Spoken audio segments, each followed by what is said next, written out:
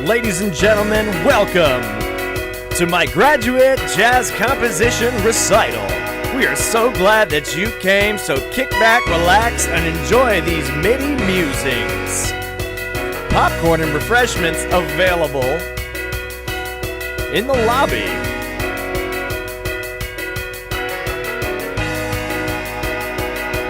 It's the MIDI. Ooh, can't go wrong with a little minor 4, you know what I'm saying?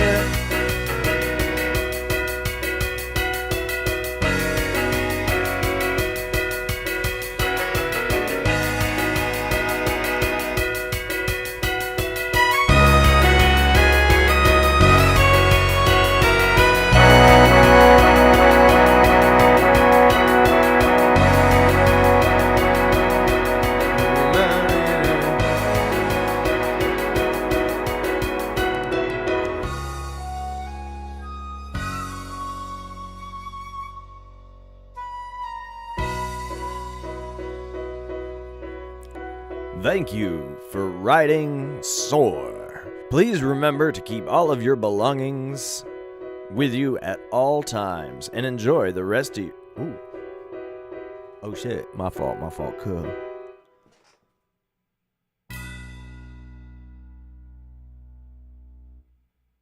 Okay. Very nice. Lots to digest over here. About a 5-minute piece. Let's see. What is the chat saying? The power of friendship. Okay. So a lot of good stuff going on here.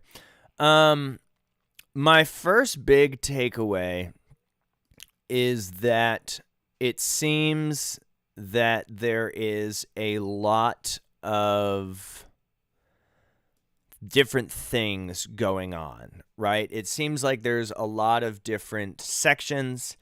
Like you were having a little bit of difficulty locking into one central idea. Now, that's really ironic coming from someone like me, who I just sandwich all kinds of ideas together and then call it a day.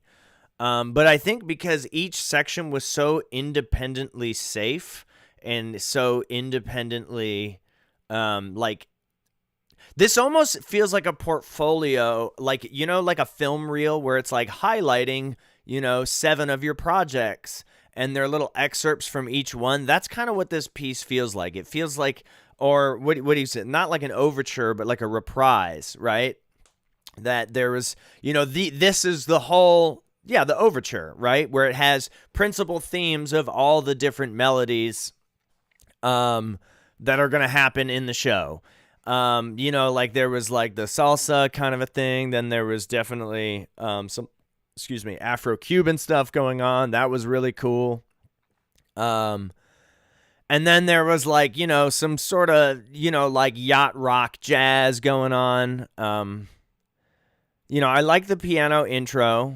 And I like how the piano started it and then the piano ended it. That's a nice little, it was a journey, right? There was a couple of really crunchy chords in there. I'm trying to figure out where it was. There were a couple of chords where I was like, whoa, that was really something. But those crunchy chords almost sounded as if there was, like you took a lesson with somebody and they were like, oh, you need to add some extra zest, some spice to it. And so you just kind of sprinkled in these really wonky chords. Like, I'm curious as to the intention behind those chords. And normally I like for the music to speak for itself, but I would be curious as to like what your reason was to throwing in these really sort of dense harmonic spots so sporadically, because I think I had said this last time, but I don't like having where there are questions left answer, like I don't want to have questions for you about why decisions were made. It might have like philosophical or aesthetic questions like, oh, what was your, like approach and your process? But it makes me sort of wonder, like, was it intentional to have these really dense spots of dissonance juxtaposed with sort of this like feel good, really just generally sort of uplifting harmonic vocabulary? And if so, like it needed to be either more gushy and cliche sounding, to justify, like, to have this high contrast of, oh, it's really dense and really wild, and then it moves into this sort of happy thing, like almost like it was supposed to be cheeky and sarcastic, but because the more conventional, straightforward harmonies were actually really, I would say, elegant, that it just they almost sounded out of place, in a piece like that. In a piece like this, where like, we use it, was that supposed to be there? I don't remember exactly where it was. I mean, there's a couple of notation stuff, like, for this flute, like right here, like, bro, just use an AVA. Like, there's no, I mean, some flute players, they don't care, but I'm not really going to criticize the notation so much. Percussion was good. It was a very thoughtful, each section was independently thoughtful, but I didn't really get a sense of the through line. Like, and then even the title, so like, what is this, like, I'm soaring through many genres? I don't know. What is COP 10,000? I don't know. That's a crazy amount of money, JJ Composer. Does anybody know what 10,000 COP is? I don't know what that is. No format. So that's my big takeaway, is that some of the sections didn't, like, it was musical theater, right? There's this sexy section, and that's where the dancers come out. But as a piece, it really did sort of feel like it was, like a video reel. The teaser. Okay.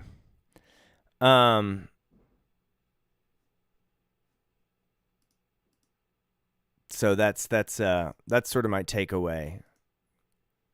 Yeah, sorry, I'm trying to read the chat. I realized I should read the chat after I finish reviewing, so I don't disrupt my thoughts. The melodic content was strong. Decent melody writing. But very safe. Very, very safe. Easy to digest, easy to, like, this would sound great with, you would hear this at like a college or a high school band, and they would do well, and people would like it, and it'd be like, oh, it was so nice. But, don't be afraid to really try and go out there with some really gnarly stuff. Also, I didn't hear any there weren't any big, like, stanky moments where, like, something was really swinging or really grooving. Granted, that's part of the MIDI, I understand, but yeah, find one or two ideas and really lean into those, right? Really lean into those two. I think this could have been... I saw a comment that Jackson said it's like, oh, it's a teaser for a vacation, so these are the different parts you're going. So it's like you're flying over... That makes sense, right? You're flying over the different distant lands, and you're hearing all the different genres. Yeah, so I was right on the nose, right? It's like an overture. Cool. I really enjoyed the piece. I thought it was nifty. JJ Composer, I will get to you after we get to the rest of the super chats. So thank you so much for sharing, Jackson. 10. Let's see. Out of 10, I would give it. It's a solid 7. And I mean that. Points. We'll go 7.5. A 7.5. When you told me what it was, like, if the title said, like, views from an airplane or something like that, I would have been like, cool. Like, I understand what that means. Titles are really important, So, yeah, points docked for confusing title. Very, very cool. 7.5 out of 10. Love it. All right. Next, we are moving into augmented. We are going to move into this piece by Augmented U-Turn, Annex. Neon Vortex. Let's do that. Neon Vortex. This was a $15 super chat. And it's just a wave. So no score. Beautiful. Let's give it a listen.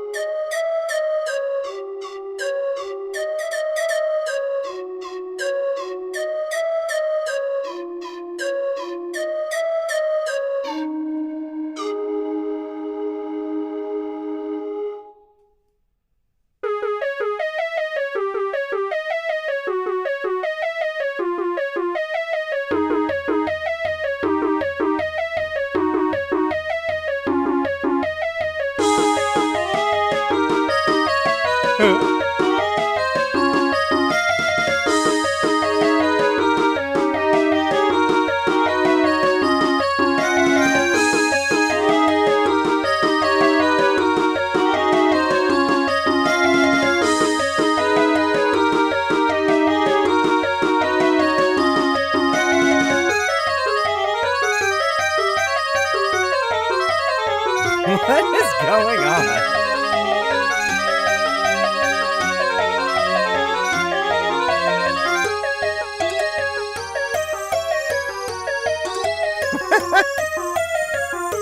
Oh, here we go with the super chats coming in.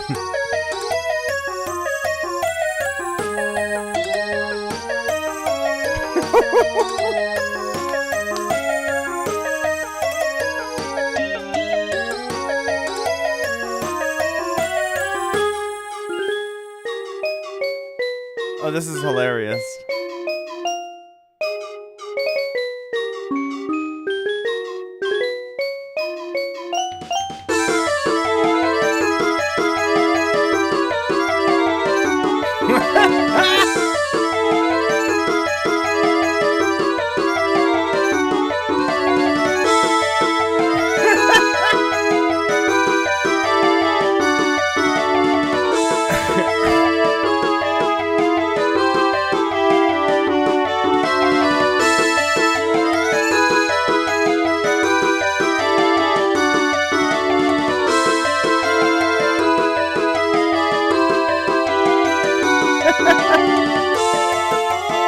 I'm not hating.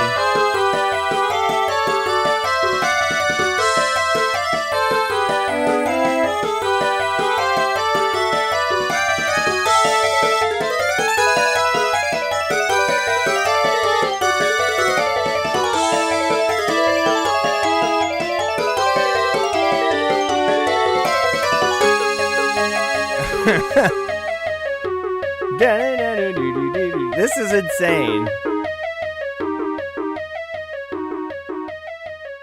Okay.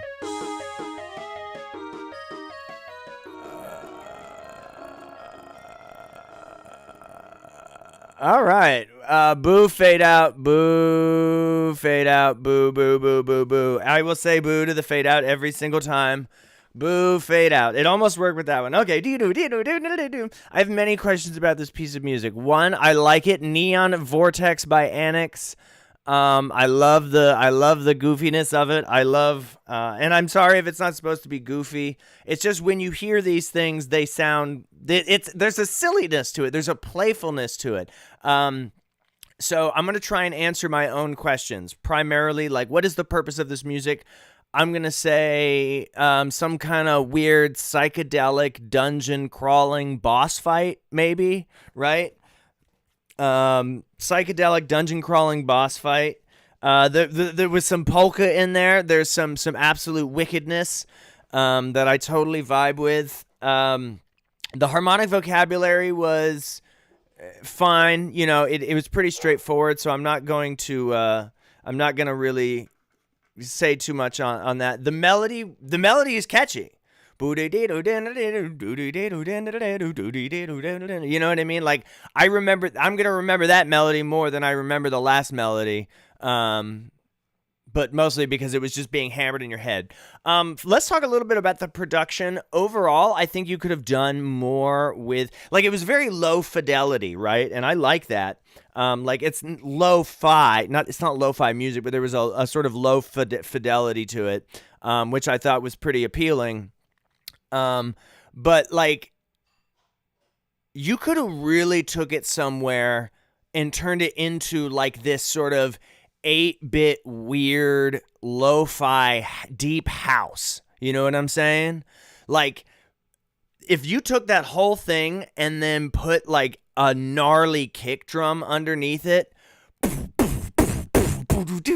and then like started, put a high pass filter, so it's and it build up so that you have this sense that you think you think that it's like, oh, derp diddy derp derp, it's this funny derp diddy derp derp song, and then it builds, and all of a sudden it just goes into this like shing,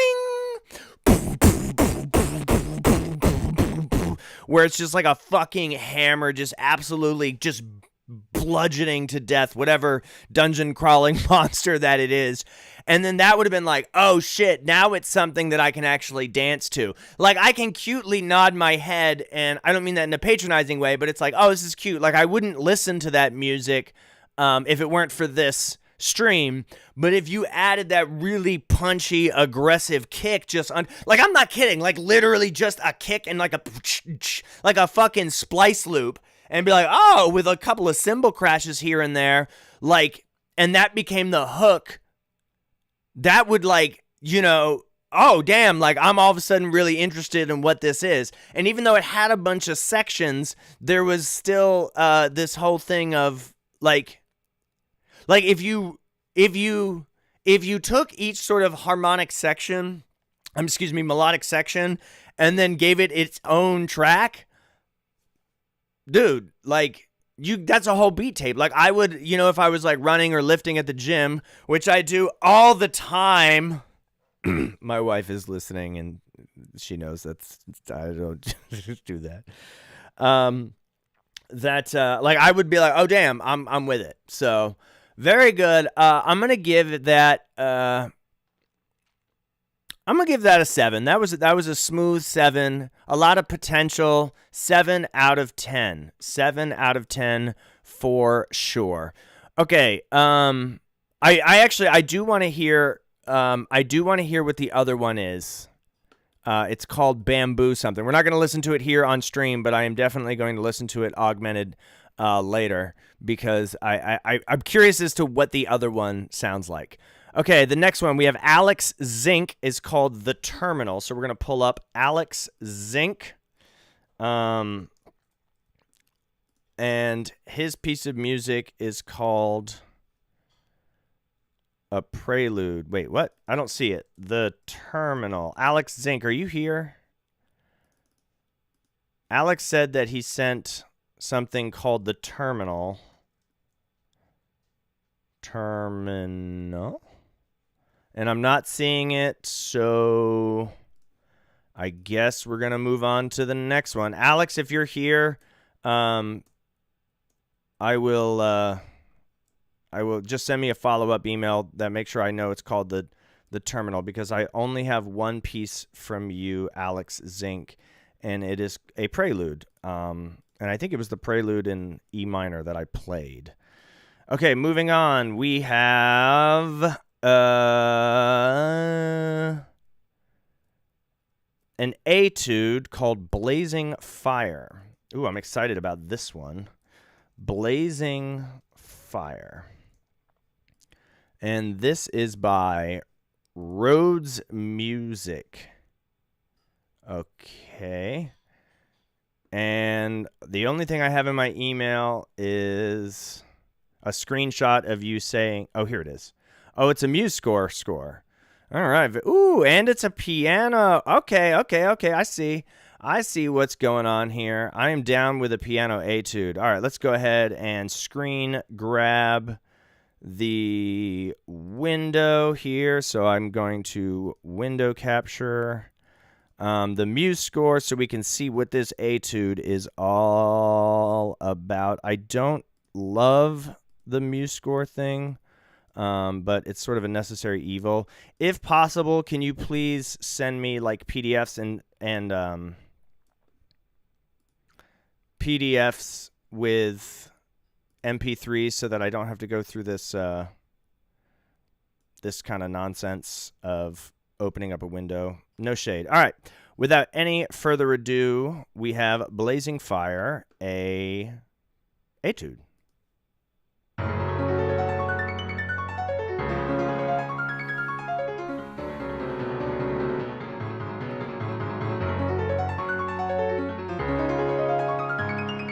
Somebody's been playing a little Chopin etude.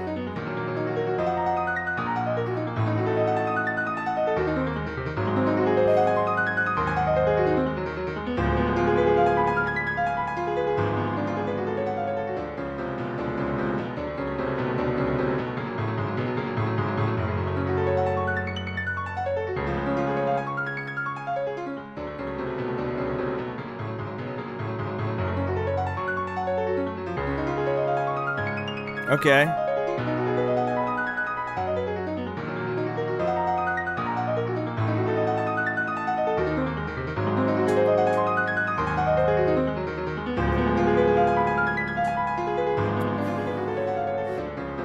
I love this part. Very aggressive. Whoa! Wait, all of a sudden there's thematic material? Why is there a melody halfway through? Why is there now a melody?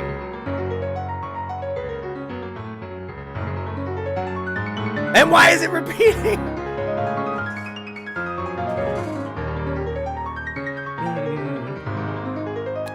That little delayed note is nice. All right. Here we go. The coda. Bring it home, baby. Yes. I'm jazzing. I mean, Chopining. I'm pianoing. Cool. All right, this is a great piece of piano music. All right, let's take a quick look at what's going on. So, as an etude, this is just Chopin. This is just the Waterfall etude. This is the first Chopin when you get the Chopin. Like, that's what this is. I'm sorry you had to find out this way. You're not Chopin. He already wrote this piece of music, and you just put a spin on it. So, automatic points docked for that. However, I understand the value in an homage. So, points returned because I like an homage. Reminiscent. So, here's the thing with etudes. It's the whole point of an etude is to learn and have a pedagogical practice, right? Is to learn a particular piece of pedagogy to learn a particular piece of pedagogy. I don't think that sentence made any fucking sense. Is to develop a specific technique. Now, there's nothing technical about this that cannot be explored in many other etudes that are already in standard repertoire.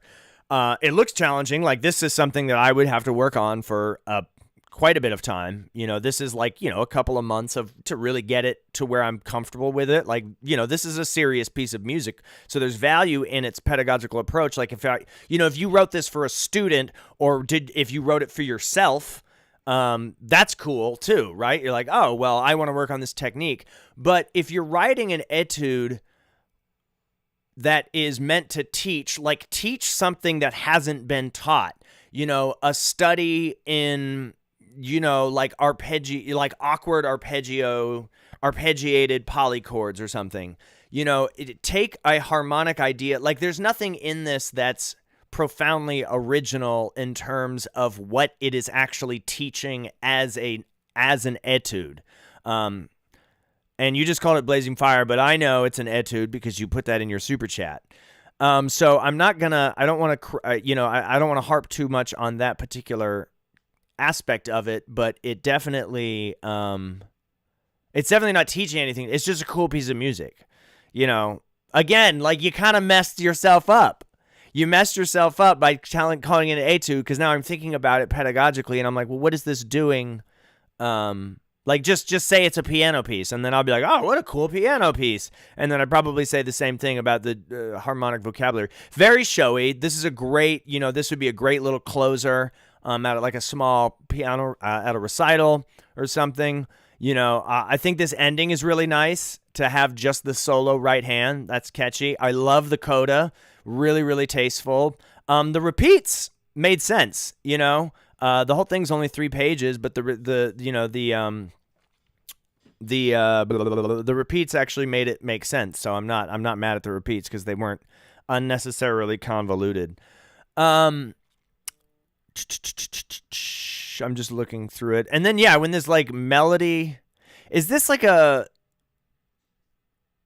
diminution of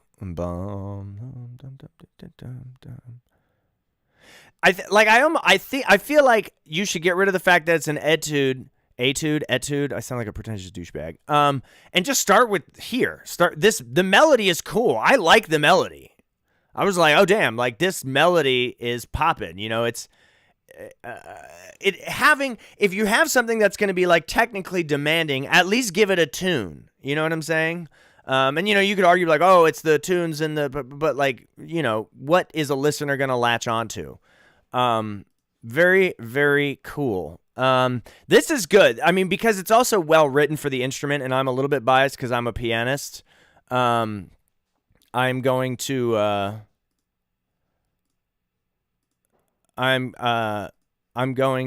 sorry, just why is I'm getting weird emails now. What is happening? What? Sorry. Okay, moving on. This is a solid etude. A solid piece of music. Very cool. All right, where are we at now? Richard, I gotta make you a mod, buddy. All right, we are at what is 5,001? That's like $5. All right, we are now transitioning into the $20 super chats.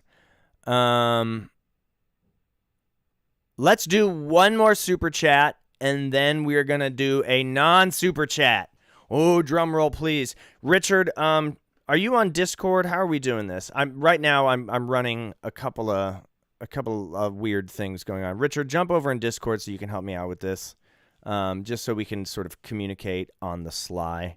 And actually, if you want to even jump on in mic chat and chime in, you'd be my co-host. That'd be kind of fun too, but that's totally up to you. All right, unnamed water piece.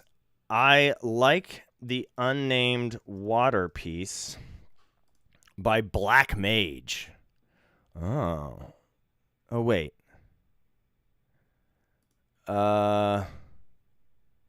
You sent.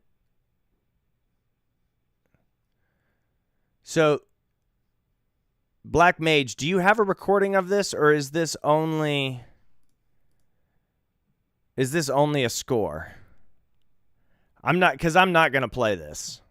I'm looking at the score right now. I'm not going to try and play this.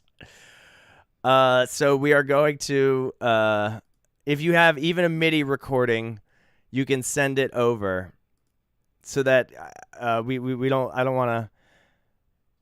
I'm going to give you a couple of minutes. Black Mage, to send a MIDI recording so that everybody can, I'm happy to look through this score and talk about it without listening to a MIDI. I can talk a lot about it, but just for the interest of everybody here, I think we all want to hear it to get a sense of it. So I'm going to give you a couple of minutes to send over a MIDI recording if you don't have it actually recorded, and then we'll go over it together. Okay, moving on to now. Let's go into a random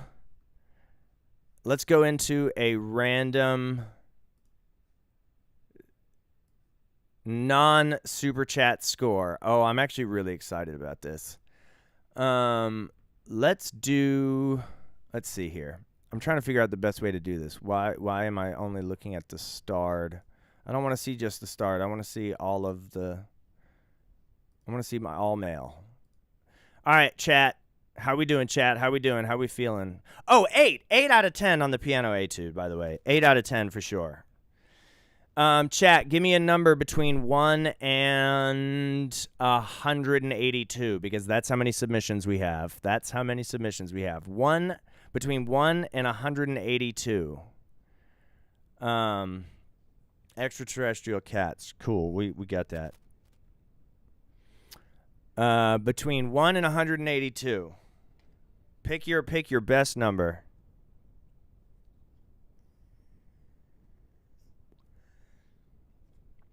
All right, so I'm just going to pick it. Augmented. Hi, Augmented. 182. Oh, somebody wised up. Somebody was like, wait, if I send it and put, okay, 9. Beautiful. Let's go with number 9. Number 9. Number 9. Number 9. Number 9 is Quintet Thing by Justin Strange. Justin, are you here? If Justin's not here, we're gonna pull somebody else. Justin, are you here? Justin Strange. Justin Strange. Last time for Justin Strange. Justin Strange going once. Going twice. And let's just keep it moving. All right. The next number I saw was... Sorry. I don't know how much delay there is. Like, Justin might be screaming at his computer. No, I know it's not the Justinator. Justin's poor... All right. The next number I saw was 7. Okay. This is...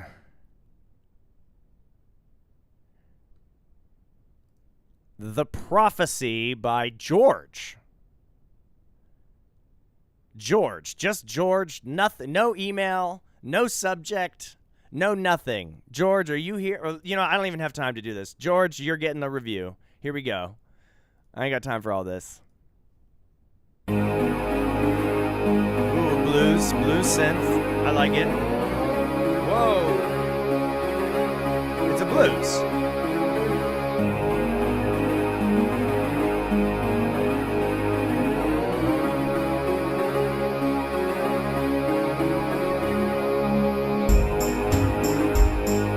Okay.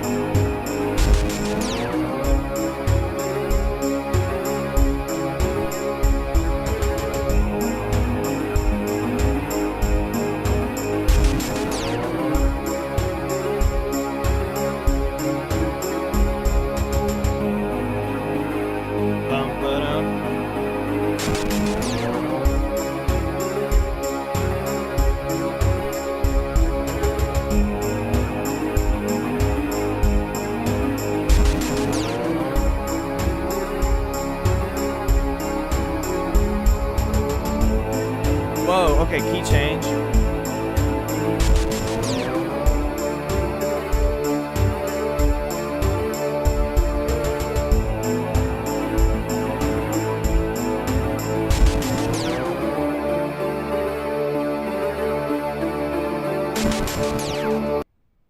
That was it. That was the whole thing. All right, cool. So, that was a fragment of an idea. I think there was definitely that was giving intro as opposed to like, oh, this is a fully coherent, full piece of music. Same kind of thing that I was waiting for dum dum dum ba dum dum da dum da dum dum dum da dum dum da dum da dum dum dum da dum dum da dum dum dum dum da dum. Wait. Like moving into something that really just like makes me say like, oh damn bro, like we really live now. And I don't want to get so crazy on these like sort of music production techniques, but like the drums weren't really hitting it. I wasn't connecting with it in like a visceral way. I hate to be, that guy who's like, oh, well, I'm not feeling it, man. You got to feel it. Like you got to, clipping or it's not hitting, that kind of a thing. But really and truly, there is, I think, something to be said about being able to physically feel the music outside, particularly if it's just a piece of electronic music, right? Because if it's, if we're only seeing, if we're only having like it's there's no score, there's it's not meant to be played by live musicians necessarily, then it's a piece of electronic music, and if it's a piece of electronic music, then like it has to feel and utilize contemporary techniques unless you're doing something really outside. Okay, by the way, I'm adding submit scores, tracks, and songs, etc. here.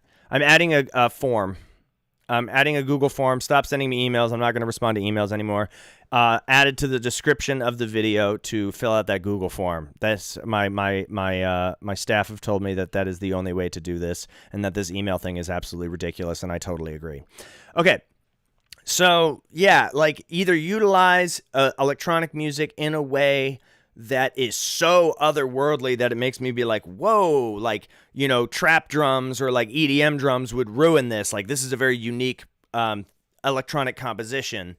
And that doesn't mean it it doesn't, if something's an electronic piece of music, it doesn't need to have slamming drums, but if it has just repeated synth lines, I'm going to assume it's supposed to be some kind of EDM. And if I don't connect to it, I don't connect to it. And that is what it is. Like, I don't, Augmented, I already reviewed your piece.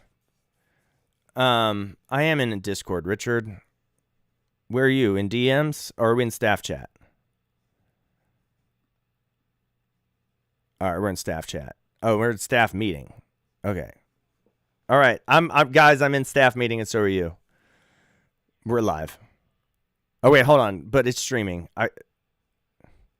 Everybody can hear you. I'm going to disconnect from this. All right, that was weird. I don't know what they were talking about. That was weird. Cool. I like it. Augmented. No, if you already sent an email, I'm getting to the emails, but just do the forms also. All right, very cool. Let's see. We're still on Super Chats. Oh, we haven't done, okay, let's do, who's next? Oh, Unnamed Water Piece. Did we find a recording for that? I don't remember. Did we end up getting a recording of Unnamed Water Piece? Do we have what's his name? Oh crap. Black Mage. Because I don't want to just go over the score.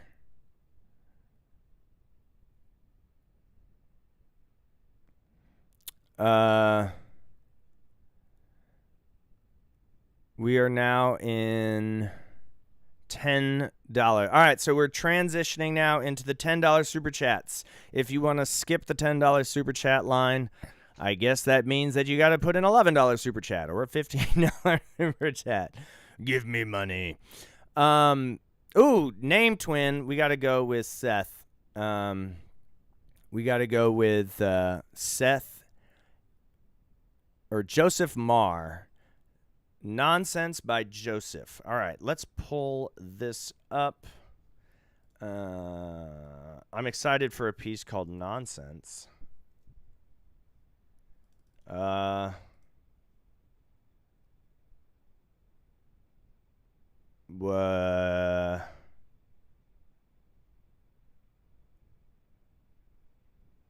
What is this? Nonsense. I can't review your piece if I can't find it. I cannot offer a review if I don't know what it's called, and you don't.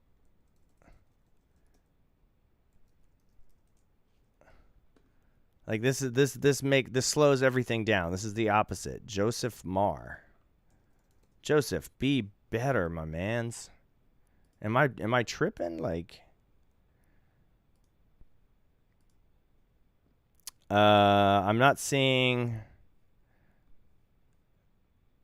inbox. All nonsense. Nope, I'm not seeing anything. All right, moving on. We have now... let's see here.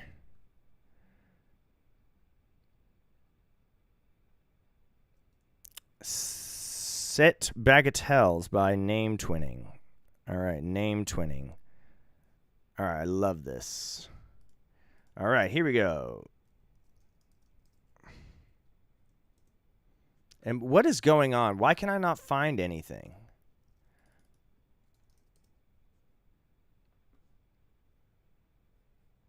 Sorry, stand by, everybody. I'm like totally lost right now.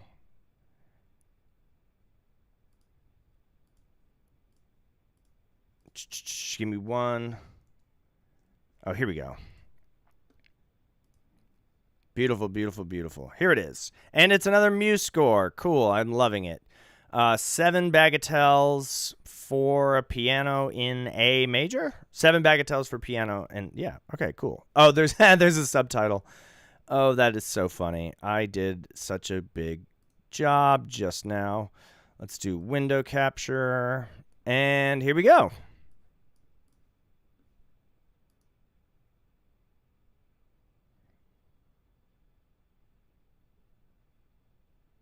I don't hear anything.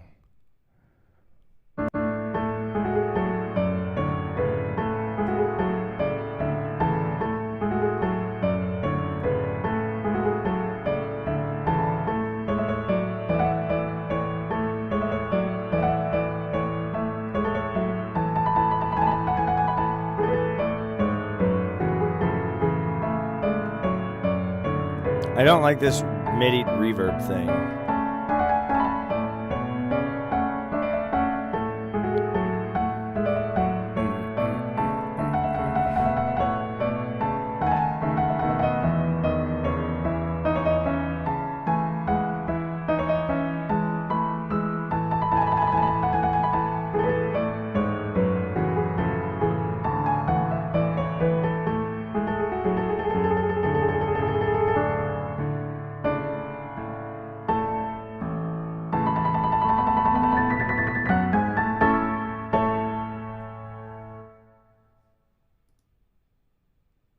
That was it?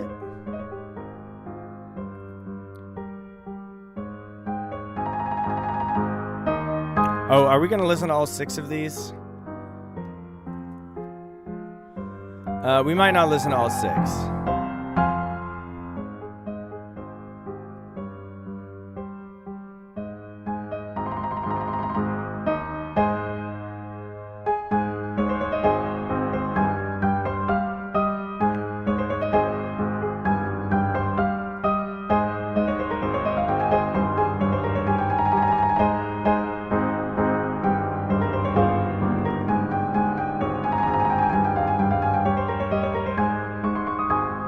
Okay.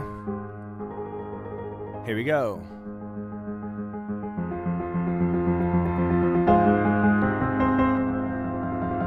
This is cool. This is really, that's a cool pianistic thing.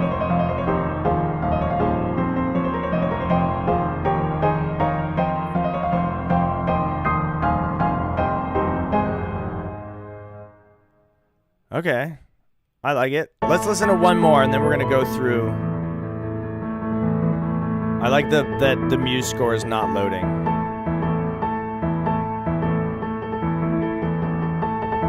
Dun, dun, dun, dun, dun, dun, dun.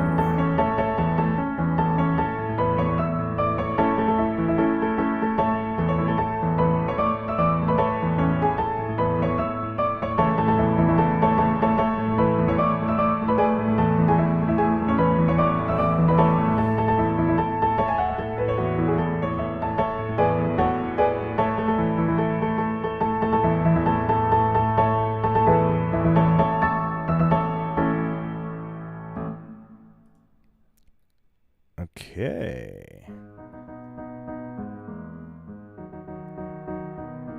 All right, so I'm going to go ahead and pause this. Multi-movement pieces. We can't go through and listen to the whole thing. I will in my own time. But I need to look and get a sense. So a bagatelle are short caricatures, generally for the piano. I'm assuming that this was sort of inspired by Beethoven. So what I want to do is sort of look at this at a macro level and get a sense of what, this beaming, I would rebeam this, by the way, this stuff here. These groupings are ugly. So I want to look at this at a macro level and sort of get a sense of, what we're looking at. Also, please, I'm going to make a decision that we got to send files. The MuseScore thing just doesn't load, especially long pieces like this. It's lagging and my computer's going to crash. My computer is 10 years old. Bum bum bum. Okay. Bum bum. I see. There's a lot of good pianistic idioms being used. See, like I don't know what you want me to do. Like this MuseScore, like I can't just load this whole thing. I can't even look at this. I'm not trying to be petty. So let's just talk about what we were able to get through, and then kind of move on from there. Like my computer is like exploding right now. I don't even know if I'm still live. Oh, fuck. I literally don't know if I'm still live. Okay, there we go. Cool. Yeah, I can't like those MuseScore playbacks are just so janky.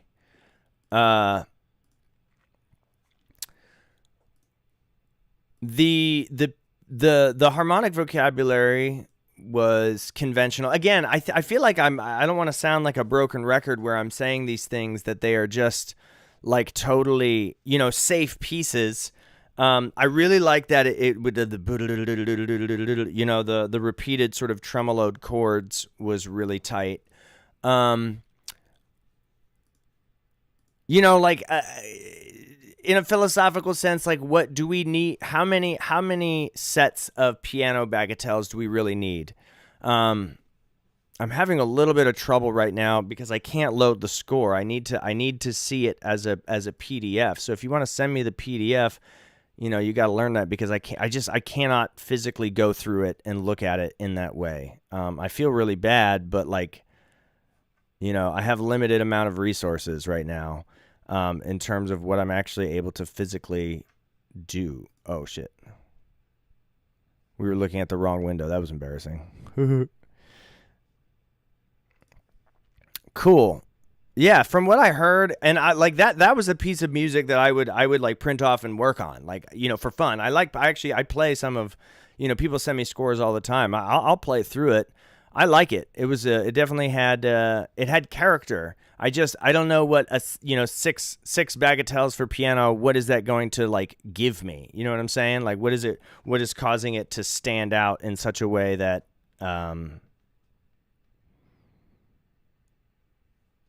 yeah. Okay, Black Mage says that they sent the audio on the original email. I'm going to go and we're going to get to Black Mage. Awesome. Yeah, I like Seth name twin. I'm gonna go back and listen to your 7 bagatelles in their own time. So you get a star in my email address. All right, let's move on to Black Mage. All right, with the MIDI playback. Beautiful. Here we go, Black Mage. Ooh, it's really quiet. Unnamed Water Piece. I like the title, truly.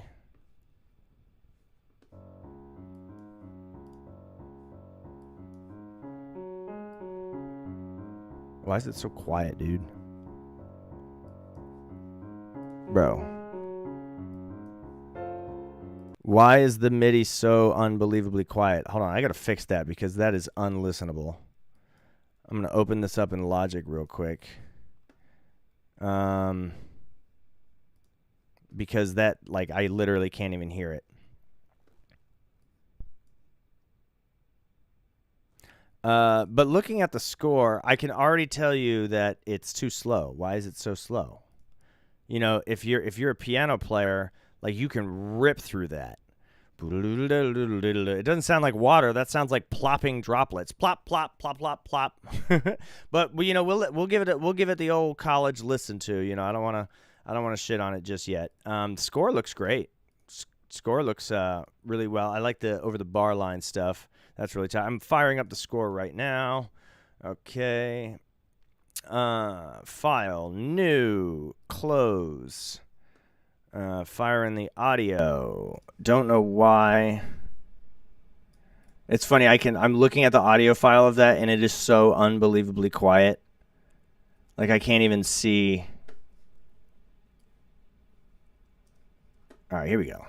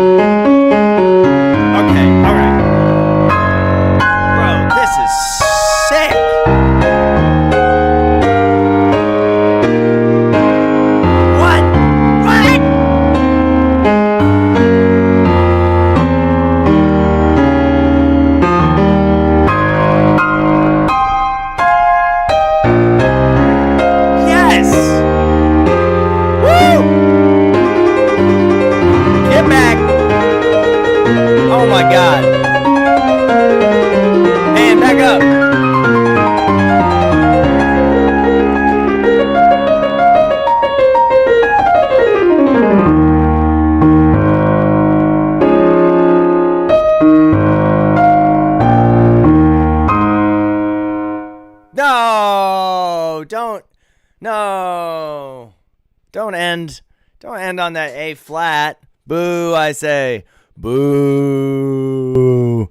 Boo. Ending on the A flat with the what? What kind of ending is that? Boo, I say. Boo. L. Take a big L. All right, that was a wild ride. Absolutely rad. Okay, lots to talk about. Let's jump right into it. Wait, where'd the score go? That was so cool. All right, so what I said about like, oh, it's too slow, you're a pianist. I totally was just misgauging, judging a score by its opening measures. Boo, Seth. Trying to get the water set. Water Tempt. I love the title. I love these kind of weird, absurdist titles, right? Watempt. Trying to get that water sound. So I can definitely hear that, like, this little floating, ambiguous, moderate rubato, sort of loose phrasing, and then the chords coming in sort of like waves, right? We're getting this water thing. See, this is what I love. I love not having any kind of questions. I don't have any questions about this music, like in terms of why or any of your decisions. I have questions for you as a human being, as an artist, because this is a piece of art. This is a beautiful piece of music. This is a great piece of piano literature. This adds value. So this is kind of what I wanted to say. The other piano pieces are really nice, particularly those Bagatelles were really cool, really cute. But they were just stock piano literature, right? There's so much, like, if I want to play Bagatelles, I'm going to play Beethoven Bagatelles. Me personally, I would rather play somebody like you, their Bagatelles, because it's like, whatever, there's plenty of Beethoven performers. But like this is harmonically interesting. This is thematically interesting. This is technically interesting. This is technically interesting. From a technical standpoint, we have really intricate phrasing, really tasteful tempo changes. When it moves into this wild triplet stuff, this is a great exercise. As far as exercising your technique as the technicality of the physical instrument. It doesn't stay in one particular key or time signature for very long. But it doesn't feel awkward. It's not like, oh, I'm using different time signatures just to be different and cool. I like 6/4. I like, feeling this sort of ambiguous big 2 that kind of floats around between a 3 and a 2. The triplet stuff like this great little codetta, 5 is super rad. Don't love double dotted notes, but hey man, you can get away with it. This is a little over the bar line stemming, to break up the phrases is really tasteful. The key signature changes are really nice. And it's not like, oh, now I'm in a different key because I had to modulate. They make sense. They're sensible, for reading purposes. It's giving some Debussy, but Debussy for the 21st century, right? This is so cool. I love this piece of music so much. I would want to, this is the type of piano music that I'm like, oh damn, I actually really want to play this. This looks fun to play. It wasn't super long, but it was really interesting. It left me engaged the whole time. Even little tiny things like this trill in the left hand. Like just a little, just perfect. Like I don't know if you're a piano player. If you're not a piano player, you write for the instrument very beautifully. Just do something better than this little A flat chord at the bottom, right? That A flat chord at the bottom wasn't my favorite. Black Mage, thank you so much for sending this. That was absolutely just, that was such a cool little thing. All right. Cool little thing. What am I saying? That was such a great piece of music. It actually wasn't little. See, that's what's cool. Is it was really big. You know what? I need to take a bathroom break. We're gonna listen to this again. I need to take a bio break, as they say in the corporate world. And we're gonna let this play. So excuse me while I go use the bathroom. We'll be right back after these messages.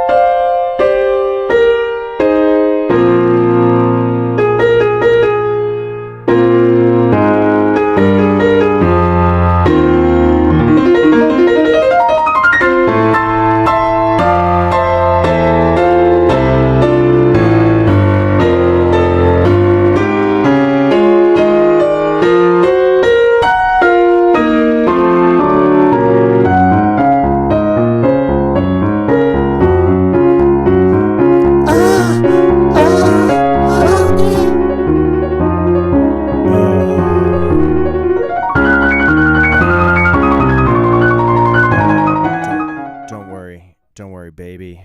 Don't worry, baby. No, my microphone is off. They can't hear me. Yeah. Hi, everyone. Welcome back. Okay. Yeah, nice little bio break there. Sweet. I absolutely love that piece of music. How do I turn this back off? I need to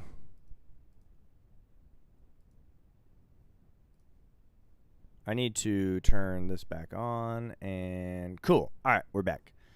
Can y'all still hear the microphone? I kind of molested my microphone a little extravagantly there.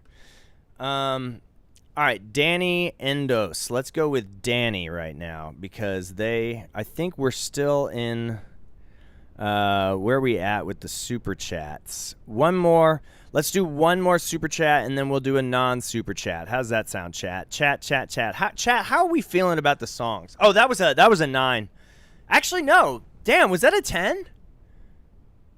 Was that might have been a 10. I didn't have any. Can you dock a point for that last chord? Yeah. Oh my God, that. Like, I mean, can you dock half a point because the fact that it ended on with the 5th in the melody, like that was kind of cute, you know. I don't necessarily dislike. I don't know. I think that might 9.5. I think we're going to have to go with that. All right, let's do Extraterrestrial Cats. I'm really excited about Extraterrestrial. It was not a 10. Extraterrestrial Cats. I'm really excited to see what this is. So this is from Danny. And it is an FL Studio. All right, let's listen to it. It's a screen recording.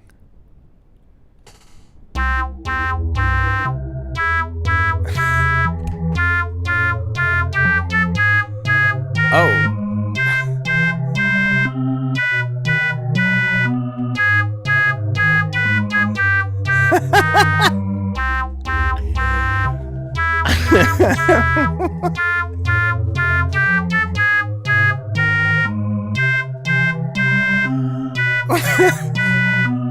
What is?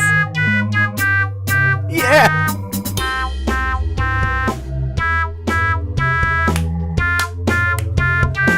Ten. Instant 10. Instant 10.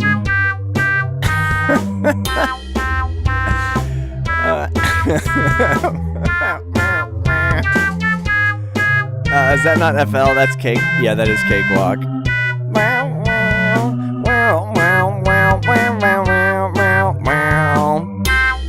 Ooh, we got some harmony.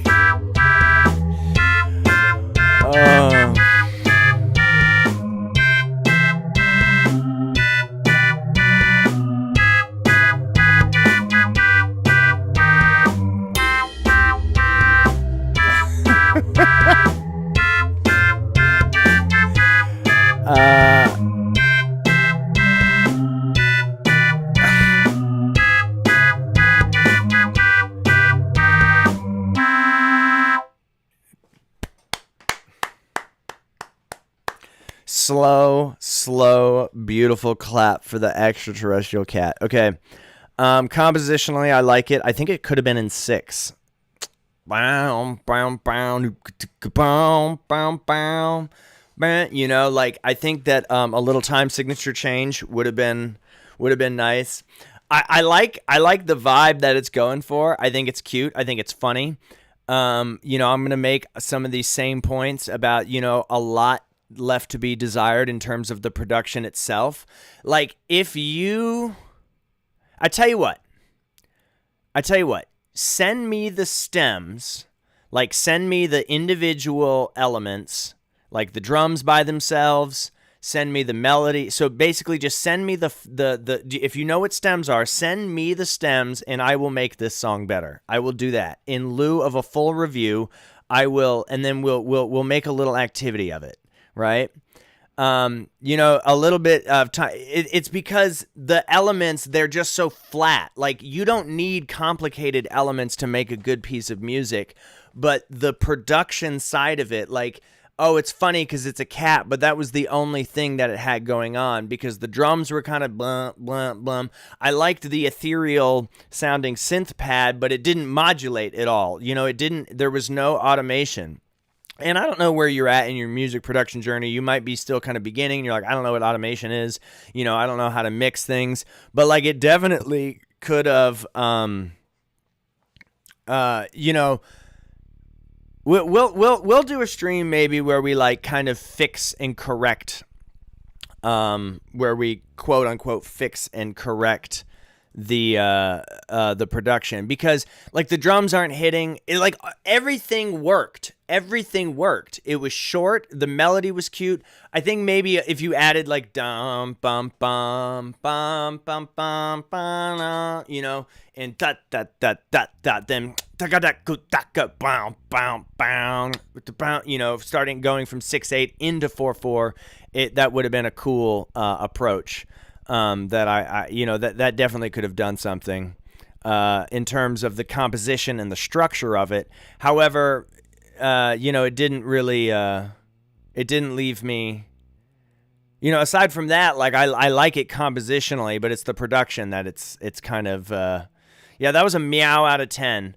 So I mean, you're gonna, you know, like, to be fair, like, you're gonna lose points on the production, you know. It's almost like I actually liked the composition better than, I liked the composition and the meowness of it so much that you're gonna lose more points because the mixing was bad and because the production value was bad. Does that make sense? Like, compositionally, it's like a 9, but the production was bad, so bad. This sounds so mean. Like, it's technically a 7, but because I liked it too much, it's a 6, if that makes sense. I liked it too much to give it a 7, so it gets a 6. I feel like that made sense to me. All right. Let's go into a rogue random. Let's just go into some totally rogue random.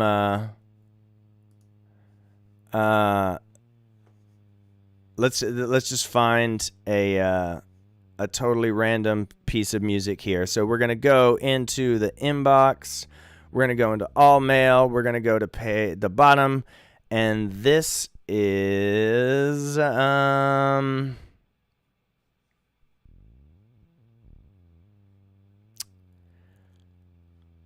RZ Music. I hope you're doing well. This is one of my most recent compositions. So this is RZ Music, and this is called Ashen Daybreak. RZ Music, are you here? RZ Music, here we go. In 5, 4, 3. Yes, I do read the chat.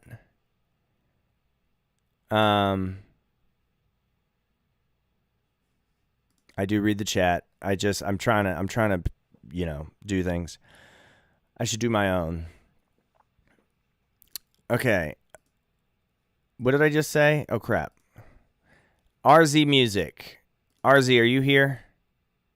Ashen Daybreak. Going once. Going twice. If I don't hear you, we're going to go with okay. We're waiting on our forms inbox. It's all there. It's all the same. Like, the queue is huge, so I haven't even gotten into the forms yet.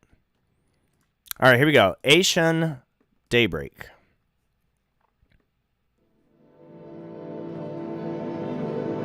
Ooh.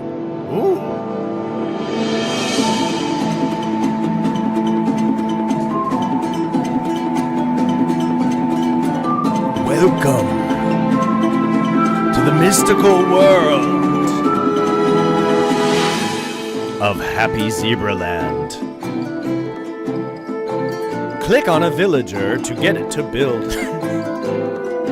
This is like a sandbox game where you're a fucking zebra. I like this a lot.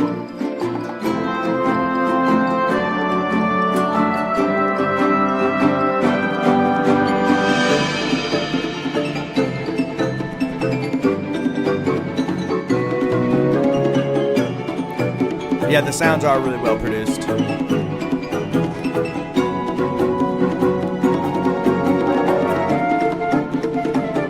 Yeah, this is definitely like Legend of this is like Legend of Zelda. You can hear it on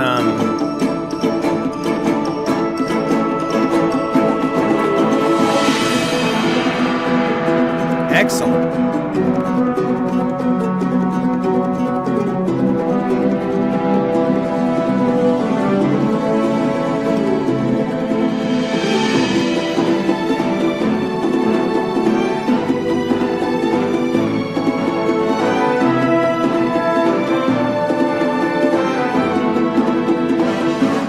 Breath of the Wild. I couldn't come up with a name. I was like, what is it called?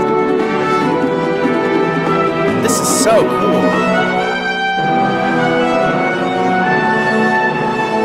Trailer type beat.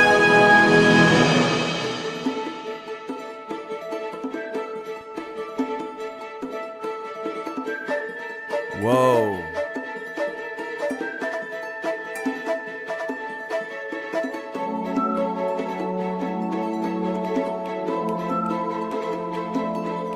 I already found the problem with it.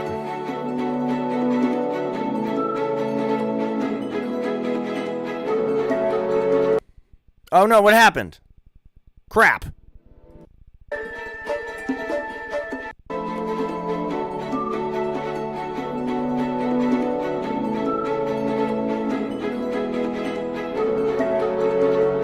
Jurassic Park.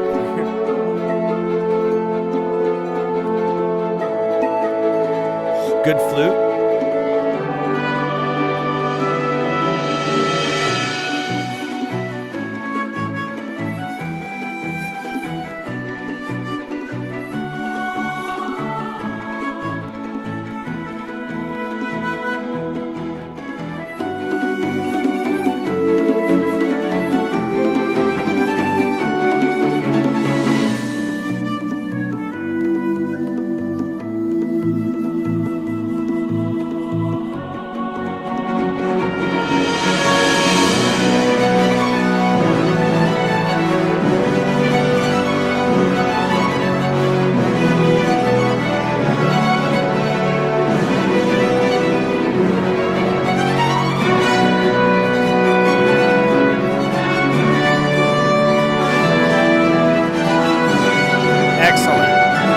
Big build.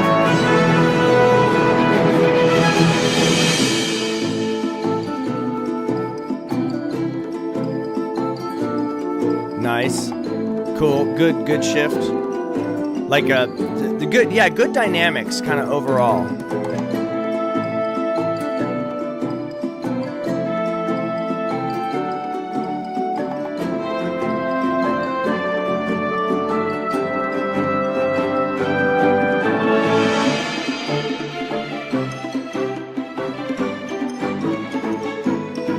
Yeah, RZ has been on the Discord for a while. I'm glad that I pulled them.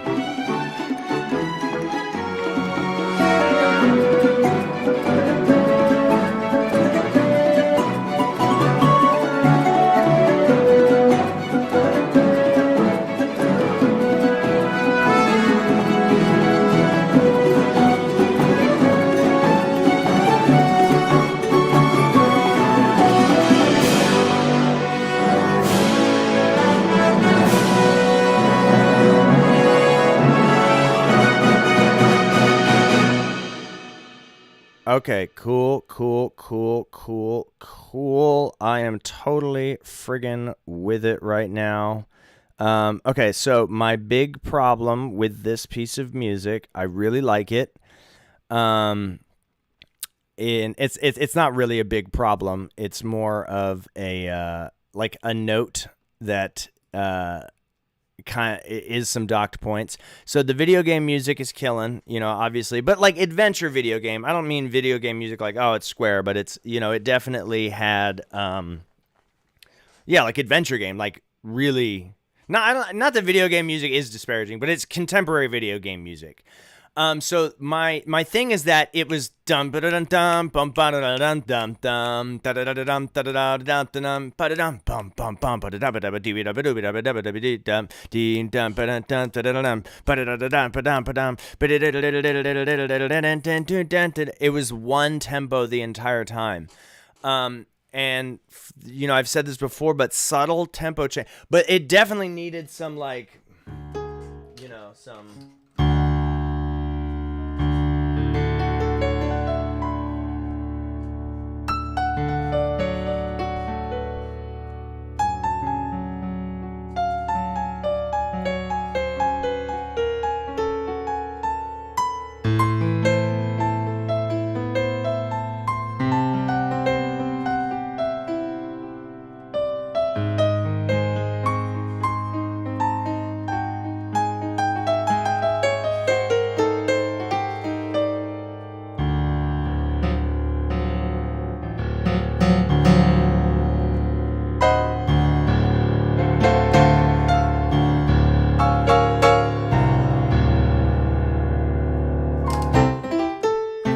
and then back into it. You see what I'm saying? So where there was like a section where it just breathed, you know what I mean? Like it was galloping the whole time. Now it's like, okay, if it was a 15-minute piece, it would have, but it's only 4.5 minutes, so it doesn't have to necessarily, it's supposed to be, but like just even subtle tempo changes, would have really made it breathe a little bit more, because it was definitely this up, down, like peaks and valleys kind of throughout.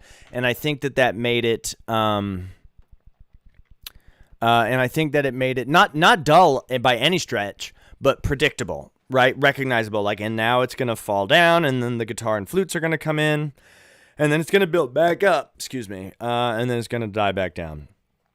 So that's kind of the, that was the big takeaway for me, is that it became a little bit predictable, a little gushy. There were some really nice little melodic lines in there that were like, ooh, that was interesting. I didn't get bored at any point, but I did like, okay, I understand, I get what this is doing. So cool. That was that was an 8. That was a smooth 8 out of 10. Definitely 8 out of 10. All right, cool. Moving on to the next item, we have Devil O Overture. We have the Devil O Overture. This was an $11 super chat. So right now, still $10 super chat is the chat to beat if you want to skip the queue, because we still have a lot going on. We still have a lot of music to get through. So right now, if you want to jump into the queue and get your music reviewed, 11 is the super chat to beat. Without any further ado, we are going for Devil O Overture. Devil O's Overture.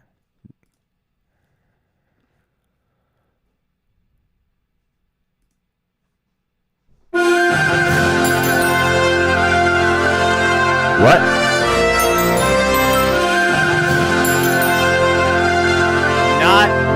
Not the way I thought it was going to start. The devil is dapper.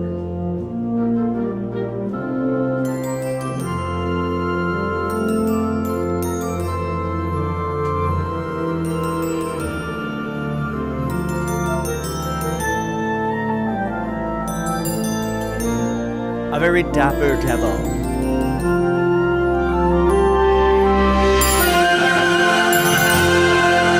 You see, I cast a spell.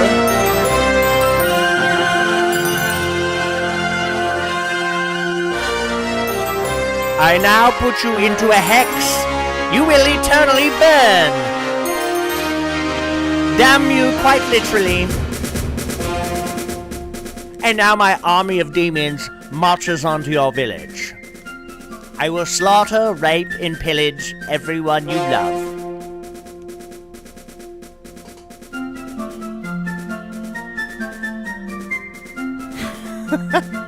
I love this. Excellent.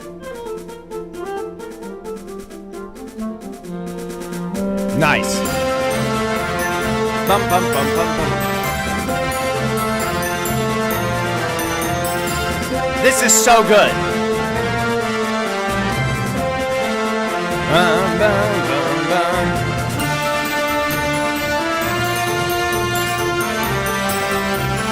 Get ready for the runs.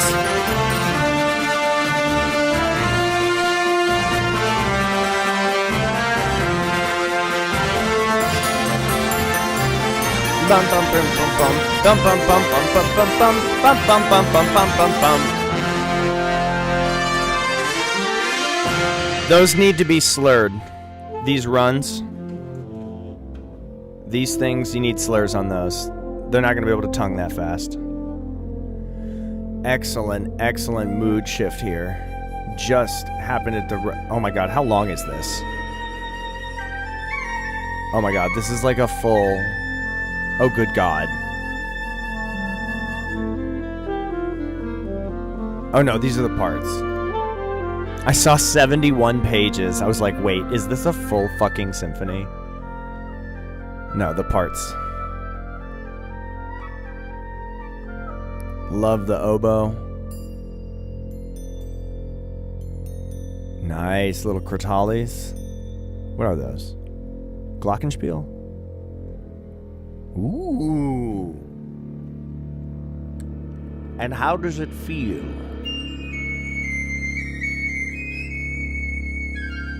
Do you like the way that I'm rubbing your shoulders? Oh, the army has returned.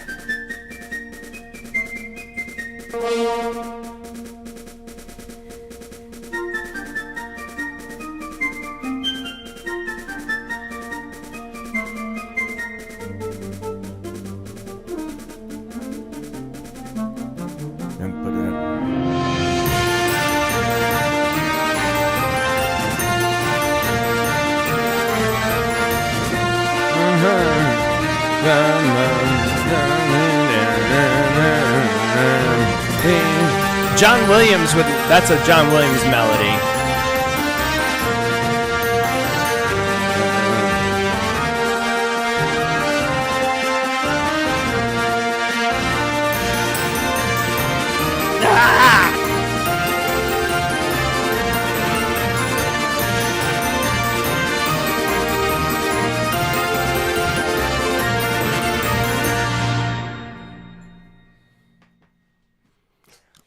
Ah!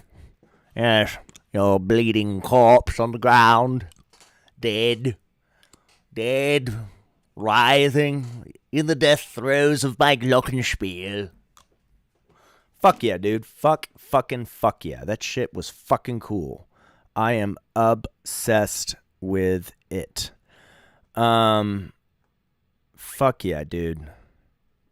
Okay. So many good things to talk about. Let's jump back over to the score and take a look-see at what we're going on. Okay, so the...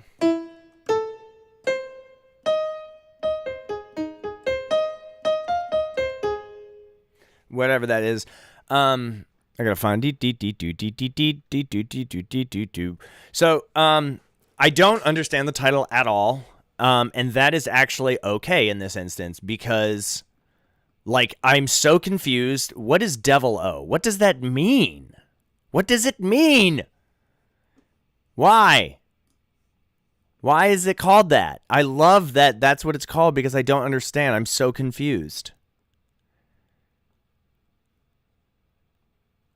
Who is Jim?